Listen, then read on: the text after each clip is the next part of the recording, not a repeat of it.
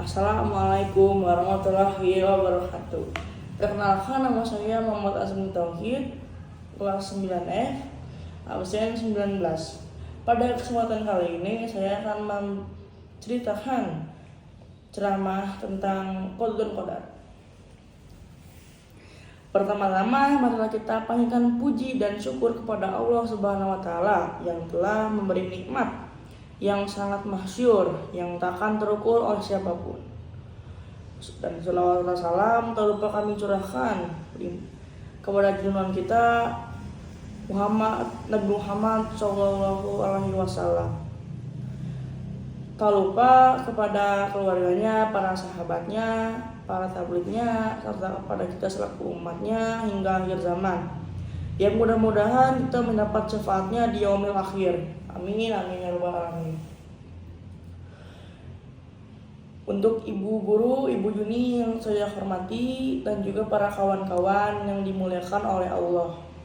Insya Allah pada kesempatan kali ini saya akan memberikan penjelasan mengenai ketentuan Allah yang tidak dapat dihindari.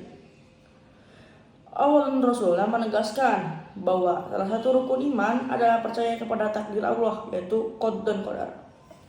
Sebelum itu perlu kita ketahui apa itu qada dan qadar.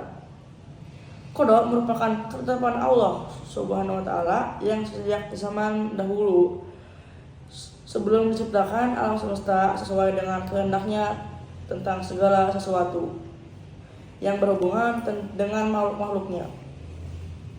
Qadar yaitu perwujudan dari qada atau ketetapan Allah Subhanahu wa taala dalam qadar tertentu sesuai dengan kehendaknya. Qadar Allah ini juga biasa disebut dengan istilah takdir. Takdir ini terdiri dari dua macam, yaitu takdir mu'allaq dan takdir mubram. Takdir mu'allaq yaitu ketentuan Allah yang tidak dapat diubah, yang dapat diubah dengan usaha atau ikhtiar manusia. Dan takdir mubram adalah takdir yang tidak bisa diubah oleh siapapun dan hanya menjadi ketentuan Allah. Jadi ketentuan Allah yang tidak dapat diubah atau dihindari adalah takdir mubram.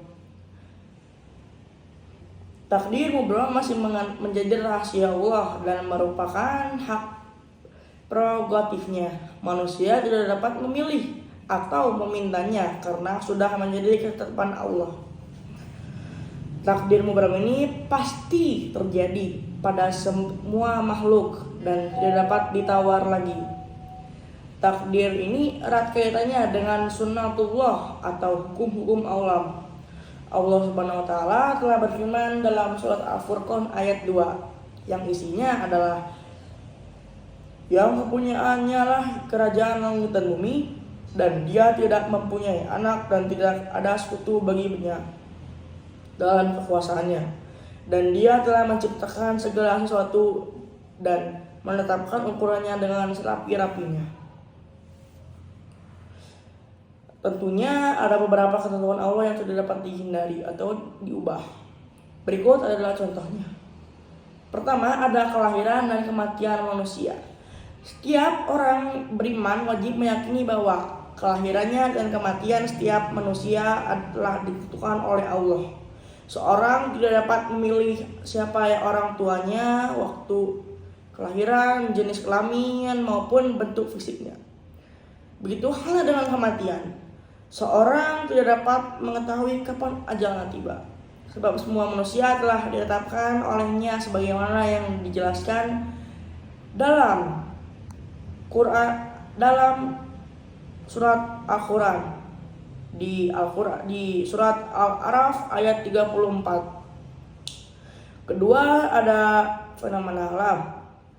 Fenomena alam yang terjadi seperti gunung meletus, tsunami, dan gempa bumi merupakan peristiwa yang tidak dapat dihindari. Fenomena alam tersebut juga sudah menjadi ketetapan Allah sebagaimana dijelaskan pada surat Al-Quran tersebut, yaitu surat Al-Hadid ayat 22. Yang ketiga ada kiamat. Hari kiamat merupakan suatu peristiwa yang pasti terjadi, dan tidak seorang pun yang dapat menjelaskan waktu kedatangannya kecuali Allah yang maha mengetahui. Sebagaimana tersirat dari ayat Al-Quran 187 di surat Al-A'raf. Hadirin rahimakumullah, ketentuan Allah memang tidak dapat dihindari. Oleh karena itu, sebagai seorang yang beriman, sebaiknya kita yakin dengan sepenuh hati bahwa segala ketentuan atau ketetapan yang terjadi di dunia ini semuanya telah ditentukan oleh Allah sejak zaman dahulu. Dan kita harus meyakini bahwa apapun yang terjadi dalam diri kita, maka tentu itu merupakan hal yang terbaik menurut Allah Subhanahu wa taala. Walaupun mungkin saja ada ketentuan atau ketetapan yang bagi kita sangat terasa jauh dari keinginan. Pasti ada hikmah dari balik semua itu. Ada rencana Allah yang lebih indah untuk sebagai hamba-hambanya. Hadirin rahimakumullah, demikian yang saya dapat sampaikan. Semoga bermanfaat dan membawa berkah bagi kita semua. Mohon maaf apabila ada salah kata, banyak kekurangan dan kesalahan. Wassalamualaikum warahmatullahi wabarakatuh.